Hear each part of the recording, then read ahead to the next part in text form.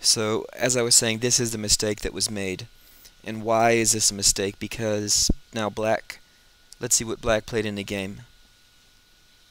And there's nothing wrong. That move is fine. But just take a moment now and think about why this is such a terrible move for white. Why is moving the rook up here such a terrible move? Now you can understand that his logic was maybe somehow I'm going to start creating more pressure on the king side here. And the best thing he could think of to do was to bring his rook up and maybe try and shuffle the pieces around here and create pressure on this. But there's nothing here really. Black can defend anything that happens over here. There's no pressure on black. If he plays this, can defend like there's nothing there. It's one, that game is one for black. So really has nothing. So by doing this, all he's done now is white has completely destroyed his ability to castle on this side now. This bishop is completely hemmed in, and this bishop for black is looking absolutely devastating. Because if white moves that queen even an inch, black's bishop is going to come in here and put white's king in a dire position. He's only going to have this and this protecting it, and the knight and the queen are ready to just both pop out and take this square, and it's just looking really bad. And white's king is looking really vulnerable over here. So at this point in the game, it would have been really imperative for black to take a moment and always look at your opponent's king, because even if you're being attacked, your opponent's king might be one move away from checkmate. So always remember that.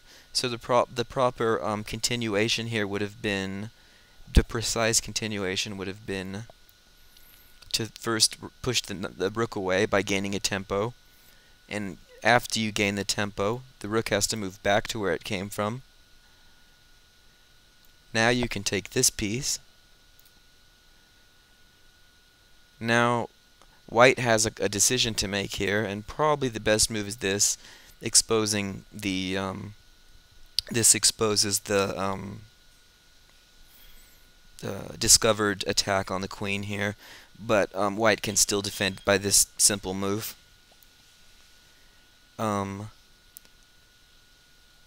White's next best move is white still has all of these problems to defend. He still has all of these pieces attacking, so maybe queen a3. And now this should be a game that is a one game for black. Black is just bearing down on white. He's attacking this piece here. He's threatening to bring his queen out. Once he gets rid of this knight, he can get rid of the knight, and he can start attacking on this side. Yeah, so b5 is the logical, and this, as you can see here now, after b5, white's king side is just crumbling, and these pieces are going to come out soon, and it's all over for white. That's why this move was the end of the game. But this move still is fine.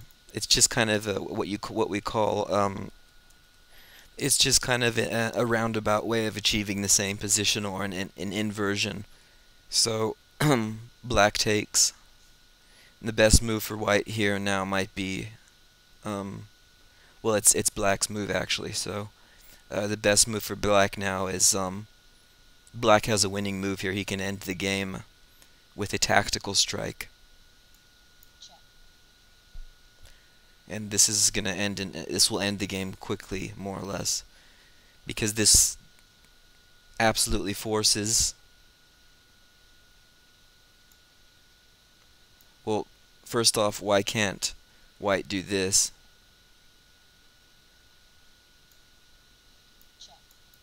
Uh-oh. Now the king is exposed, and we learned in the last game we analyzed how bad this position is. So we don't want that. So he can't do that.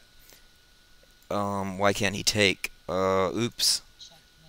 That's not good. So this little tactical strike here would have ended the game immediately. It was difficult to find, though. It's a very abstract sacrifice. White plays this move here, and now black has free reign over this side. Black just has so many pieces on his side, and white is throwing pieces onto black's king side, but they're not going to do anything.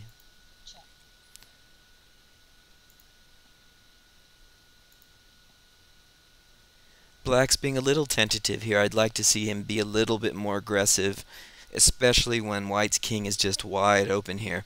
When you see the other side's king so open, try and find a way to force him out into the open. Try and find a way, like with the bishop move, try and find a way to force him out. Protects. And this was the g6 move. We talked about this earlier. Now it's made just a few moves later. Protecting the bishop, but that's actually not the best. Now, this is not the best move for black for a number of reasons, but I won't get into it. But the reason it's not the best move is because after this and this, now all of a sudden it looks like white can drum some kind of attack up here. I don't know. All of a sudden he's putting some pressure on the king there, so that wasn't a good move. But white just doesn't see that, and he's going for something else. And he's still ignoring his own king. And really there is no attack here still, because he didn't take this. And black makes some room for his own king here. So black has a tendency to play very conservatively sometimes. The pin is put on the queen. Now, we have to stop and look at the last move for a second. This is a totally losing move for black. Actually, this loses the game for black. For black, and it's kind of shocking actually. It's a one move loss because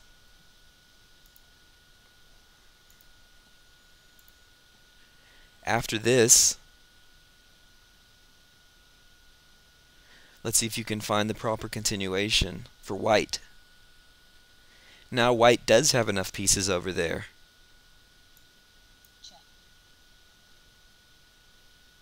Now the knight, the queen, the rook, this is just black is toast. But white didn't find that, so in the game he didn't find that. And that's just how it goes.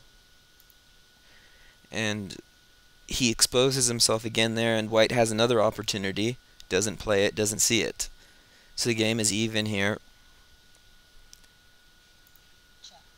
Finally he plays it, but it's too late now, because he's moved his knight away from that attacking position it was in earlier to finish the thing. King runs away now. Now this is a very bad move for black here, but white doesn't notice it. Here you just have to play this, but white didn't see that. After you play this, there's no way for white to really defend that.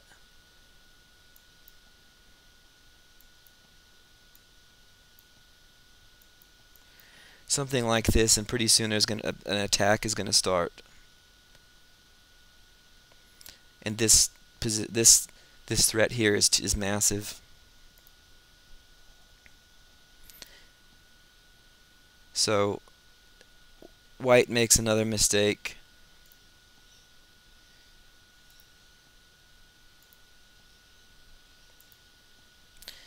And this is the winning move.